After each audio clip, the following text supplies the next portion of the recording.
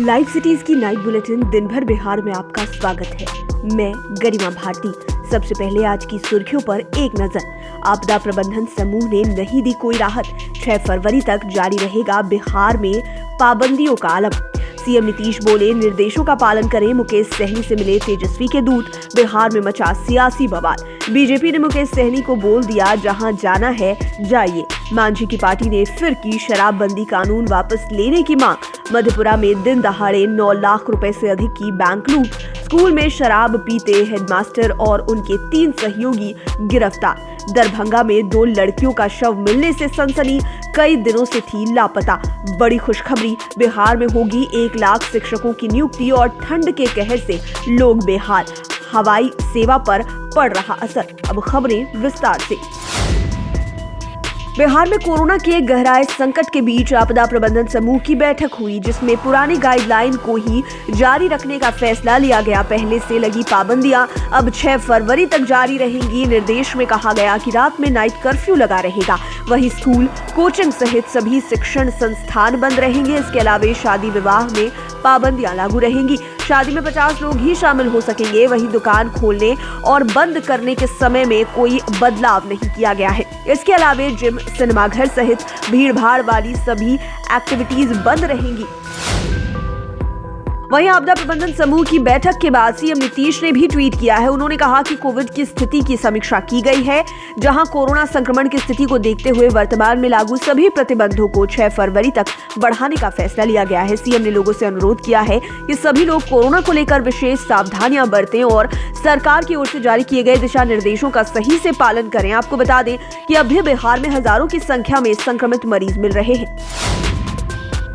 बिहार में सियासी घमासान थम नहीं रहा है। अब मुकेश सहनी से उनके घर पर नेता प्रतिपक्ष तेजस्वी यादव के विशेष दूत मृत्युंजय तिवारी ने मुलाकात की है, जिसके बाद सियासी बवाल और बढ़ गया है। इस मुलाकात को लेकर सूबे में कई तरह की चर्चाएं चल रही हैं। वहीं मुकेश सहनी को मुलाकात करने वाले मृत्युंजय तिवारी ने कहा है कि बिहार में बड़ा खेला होने वाला है। उन्होंने कहा कि एनडीए में आग लगी है, ऐसे में टूट तय है। आपको बता दें कि कुछ दिनों पहले ही मृत्युंजय तिवारी ने उपेंद्र कुशवाहा से भी मुलाकात की थी।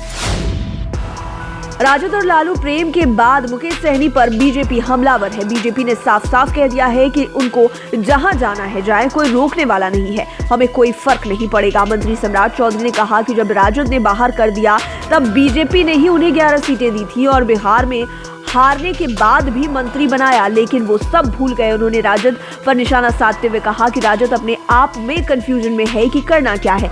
मेहनत तो कर नहीं रहे हैं, सिर्फ जोड़ घटाव ही कर रही है। ऐसे थोड़े सरकार बनती है। पूर्व सीएम जीतन राम मांझी की पार्टी ने एक बार फिर शराबबंदी कानून वापस लेने की मांग की है। साथ ही एनडीए में एक कोऑर्डिनेशन कमेटी बनाने की मांग भी कर दी है। हम के प्रवक्ता दानिश रिजवान ने मुकेश सहनी का समर्थन करते हुए बीजेपी के वरिष्ठ नेता सुशील कुमार मोदी पर भी तंज कस दिया है। उन्होंने कहा कि जिस कानून से जनता नाराज हो, सरकार पर उंगलियां उठे, बेगुनाह लोगों की मौतें हो रही है, वैसे कानून पर पुनर्विचार की आवश्यकता है। हमारे नेता जीतन राम मांझी गरीबों और आम बिहारियों की बात करते हैं, लेकिन कुछ नेता कहते हैं कि पी रहे हैं तो मर रहे हैं, जो हास्यास्पद है।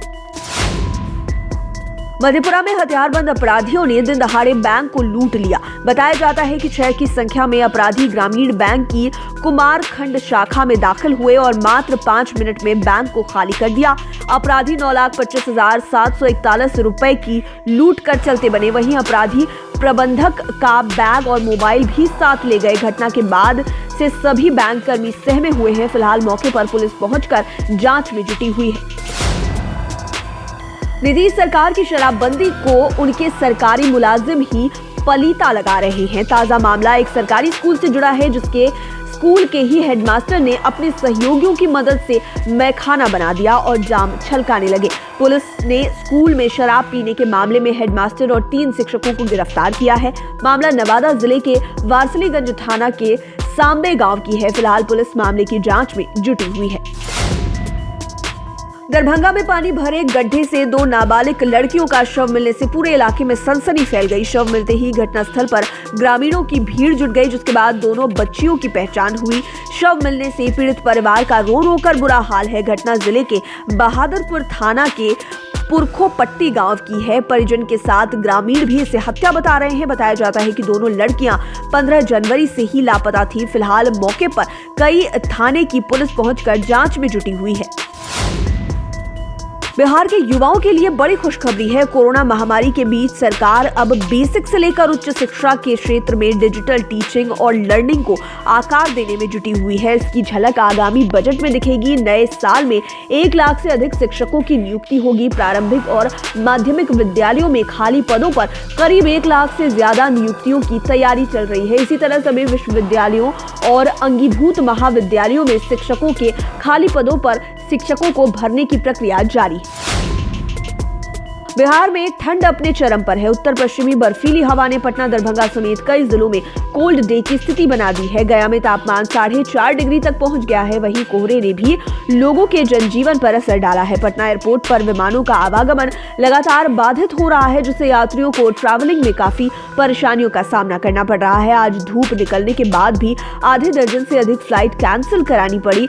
मौसम विभाग की माने तो 24 जनवरी तक ऐसा ही मौसम रहेगा। अभी ठंड से कोई भी राहत नहीं मिलेगी। लाइव सिटीज की नाइट बुलेटिन में फिलहाल इतना ही। खबरों की दुनिया में बने रहने के लिए हमारे चैनल को सब्सक्राइब करें। ये वीडियो फेसबुक पर देख रहे हैं तो पेज को लाइक करें, साथ ही साथ हमें ट्विटर पर जरूर फॉलो करें। धन्यवाद।